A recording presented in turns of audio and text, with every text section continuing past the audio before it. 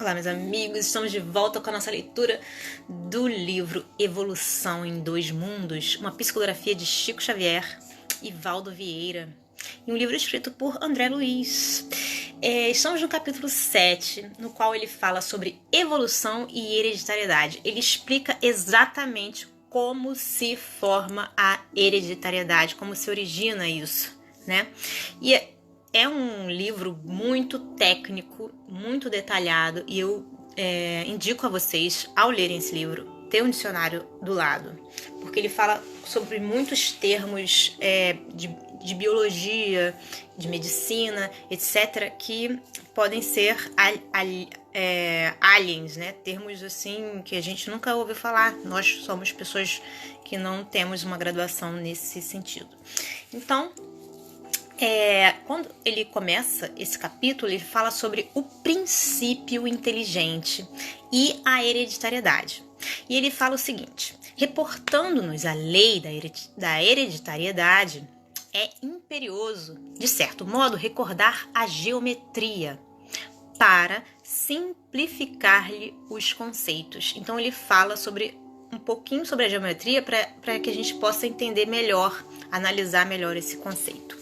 Considerando a geometria por ciência que estuda as propriedades do espaço limitado, vamos encontrar a hereditariedade como lei que define a vida, circunscrita à forma em que se externa. Só a inteligência consegue traçar linhas inteligentes. Em razão disso, e atendendo-se aos objetivos finalistas do universo, não será possível esquecer o plano divino quando se trate de qualquer imersão mais profunda na genética, ainda mesmo que isso repugne aos cultores da ciência materialista. Como se estruturaram os cromatídeos nos cromossomos é problema que de todo, por enquanto, nos escapa ao sentido. Mas sabemos que os arquitetos espirituais entrosados à supervisão celeste gastaram longos séculos preparando as células que serviram de base ao reino vegetal, combinando nucleoprotemas a glúcides e a outros elementos primordiais, a fim de que se estabelecessem um nível seguro de forças constantes entre a bagagem do núcleo e do citoplasma. Com semelhante realização, o princípio inteligente começa a desenvolver-se do ponto de vista fisiopsicossomático. Não apenas a forma física do futuro promete então revelar-se, mas também a forma espiritual.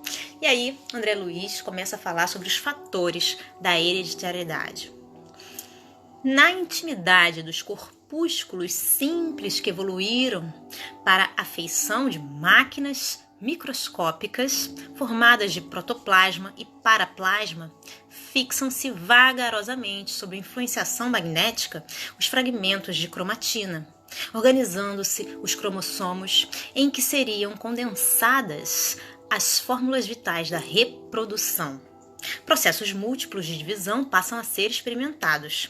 A divisão direta, ou a mitose, é largamente usada, para em seguida surgir a mitose, ou divisão direta, em que as alterações naturais da mônada celeste se refletem no núcleo, prenunciando sempre maiores transformações. Lentamente, os cromossomos adquirem a sua apresentação peculiar em forma de ponto, alça, bastonete, bengala. E a evolução que lhes diz respeito na cariocinese, desde a prófase até a telófase, merece a melhor atenção dos construtores divinos que, através do centro celular, mantêm a junção das forças físicas e espirituais. Ponto esse em que se verifica o impulso mental de natureza eletromagnética, pelo qual se opera o movimento dos cromossomos na direção do equador para os polos da célula, cunhando as leis da hereditariedade e da afinidade que se vão exercer, dispondo nos cromatídeos em forma de granulações perfeitamente identificáveis entre o leptotênio e o paquitênio, os genes ou fatores da hereditariedade que, no transcurso dos séculos, são fixados em número e valores diferentes para cada espécie. Bom, e aí André Luiz fala sobre o arquivo dos reflexos condicionados. E ele diz o seguinte: através dos estágios nascimento, experiência, morte, experiência, renascimento, nos planos físico e extrafísico, as crisálidas de consciência, dentro do princípio de repetição, respiram sob o sol como seres autótrofos, no reino vegetal, onde as células, nas espécies variadas em que se aglutinam, se reproduzem de modo absolutamente semelhante. Nesse domínio, o princípio inteligente, servindo-se da herança e por intermédio das experiências infinitamente recapituladas, habilita-se a diferenciação nos flagelados, ascendendo progressivamente a diferenciação maior na escala animal, onde o corpo espiritual, a feição de protoforma humana, já oferece moldes mais complexos diante das relações do sistema nervoso, eleito para a sede dos instintos superiores, com a faculdade de arquivar reflexos condicionados. E aí, André Luiz nos fala sobre a construção do destino. E ele diz o seguinte: sofrem as células transformações profundas, porque o elemento espiritual deve agora viver como ser alótrofo, somente conseguindo manter-se com o produto de matérias orgânicas já elaboradas. Com a passagem do tempo e sob a inspiração dos arquitetos espirituais que lhe orientam a evolução da forma, avança na rota do progresso, plasmando implementos novos no veículo de expressão. Entre a esfera terrena e a esfera espiritual, adquire os orgânulos particulares com que passa a atender variadas funções entre os protozoários, como sejam os vacúolos pulsáteis para a sustentação do equilíbrio osmótico e os vacúolos digestivos para o equilíbrio da nutrição. Nos metazoários, conquista um carro fisiológico estruturado em aparelhos e sistemas constituídos de órgãos, que a seu turno são formados de tecidos compostos por células em complicado regime de diferenciação e, passando por longas e porfiadas metamorfoses, atinge o reino luminal em que os gametas se erigem especializados e seguros no aparelho de reprodução com elementos e recursos característicos para o homem e para a mulher, no imo do centro genésico, entre os aparelhos de metabolismo e os sistemas de relação. No ato da fecundação, reúnem-se os pronúcleos masculino e feminino, mesclando as unidades cromossômicas paternas e maternas a fim de que o organismo, obedecendo à repetição na lei da hereditariedade, se desenvolva dentro dos caracteres genéticos de que descende. Mas agora, no reino humano, o espírito, entregue ao comando da própria vontade, determina, com a simples presença ou influência, no campo materno, os mais complexos fenômenos endomitóticos, no interior do ovo, edificando as bases de seu próprio destino, no estágio da existência, cujo início o berço assinala. E aí, André Luiz nos fala sobre hereditariedade e afinidade. Nas épocas remotas, os semeadores divinos guiavam a elaboração das formas, traçando diretrizes ao mundo celular em favor do princípio inteligente, então conduzido ante a sociedade espiritual como a criança irresponsável ante a sociedade humana. Todavia, à medida que se alteia o conhecimento, passa a responsabilizar-se por si mesmo, pavimentando o caminho que o investirá na posse da herança celestial no regaço da consciência cósmica.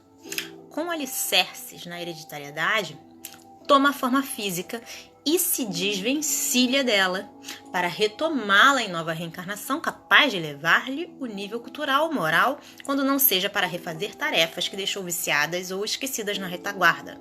Contudo, ligado inevitavelmente aos princípios de sequência, é compelido a renascer na Terra ou a viver além da morte, com raras exceções entre os seus próprios semelhantes, porquanto hereditariedade e afinidade no plano físico e no plano extrafísico, respectivamente, são leis inelutáveis, sob as quais a alma se diferencia para a esfera superior por sua própria escolha, aprendendo com larga soma de esforço a reger-se pelo bem invariável que, em lhe assegurando equilíbrio, também lhe confere poder sobre os fatores circunstanciais do próprio ambiente, a fim de criar valores mais nobres para seus impulsos de perfeição.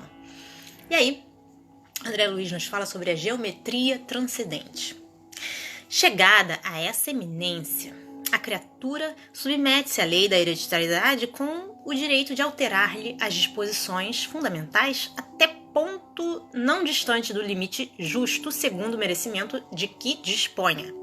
Para ajudar aos semelhantes na escalada, a mais ampla aquisições na senda evolutiva recolhe, assim, concurso precioso dos organizadores do progresso, na mitose do ovo, que lhe facultará novo corpo no mundo, de vez que toda permuta de cromossomos no vaso uterino está invariavelmente presidida por agentes magnéticos ordinários ou extraordinários, conforme o tipo da existência que se faz ou refaz com as chaves da hereditariedade, atendendo aos seus fins.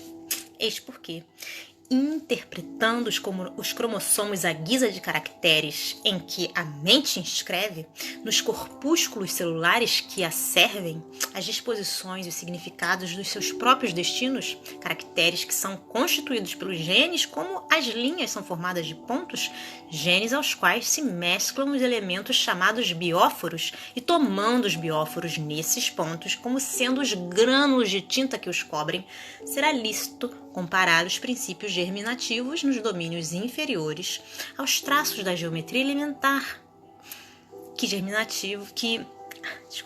que apenas cogita de linhas e figuras simples da evolução para encontrar nesses mesmos princípios, nos domínios superiores da alma, a geometria transcendente, aplicada aos cálculos diferenciais e integrais das questões de causa e efeito. E aí André Luiz nos fala sobre hereditariedade e conduta. Portanto, como é fácil de sentir e apreender, o corpo herda naturalmente do corpo segundo as disposições da mente, que se ajusta a outras mentes nos circuitos da afinidade, cabendo, pois, ao homem responsável reconhecer que a hereditariedade relativa, mas compulsória, lhe talhará o corpo físico de que necessita em determinada encarnação, não lhe sendo possível alterar o plano de serviço que mereceu ou de que foi incumbido, segundo as suas aquisições e necessidades, mas pode, pela própria conduta, feliz ou infeliz, acentuar ou esbater a coloração dos programas que lhe indicam a rota, através dos bióforos ou unidades de força psicossomática que atuam no citoplasma, projetando sobre as células e, consequentemente, sobre o corpo os estados da mente, que estará enobrecendo ou agravando a própria situação de acordo com a sua escolha do bem ou do mal. Bom, gente, isso foi escrito em Uberaba, dia 5 de fevereiro de 1958. Eu espero que vocês tenham gostado dessa leitura tanto quanto eu. Deixo vocês com um grande beijo e até a próxima. Tchau, tchau.